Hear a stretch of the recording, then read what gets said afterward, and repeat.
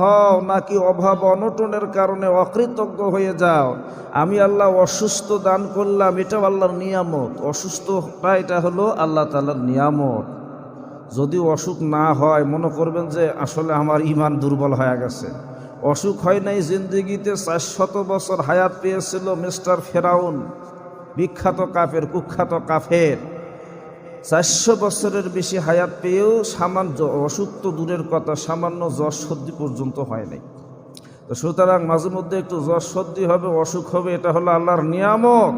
আর এই অসুখ যত বড়ই হোক না কেন আল্লাহর ওপর অধৈর্য হওয়া যাবে না। আল্লাহর প্রতি ধৈর্য নিয়ে থাকা লাগবে যে আল্লাহ একজন আমার অসুখ দিয়েছে, তিনিই ভালো করবে। কথা বুঝেন নাই?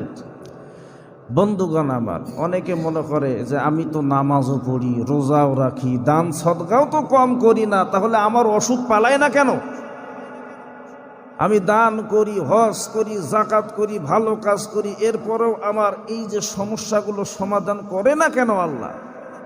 বুঝতে হবে যে আল্লাহ আপনাকে ভালোবাসেন, পছন্দ করেন, এই জন্য আপনাকে পরীক্ষা নিচ্ছে। দুনিয়ার মধ্যে এই পরীক্ষা শুধু ঈমানদারদের জন্য নয়। আমরা সাধারণ মুমিন ঈমানদার তো দূরের কথা, পয়গম্বরদেরকেও আল্লাহ পাক পরীক্ষা নিছেন, তাদেরকেও ছাড় দেওয়া হয় নাই।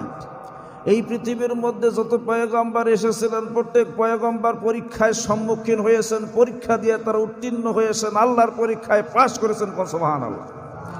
ইব্রাহিম নবী থেকে শুরু করে এমন কোনো পয়গম্বর নাই, শুধু একজন পয়গম্বর আদম আলাইহিস সালাম, এছাড়া সমস্ত পয়গম্বরকে আল্লাহ পাক পরীক্ষা নিয়েছেন।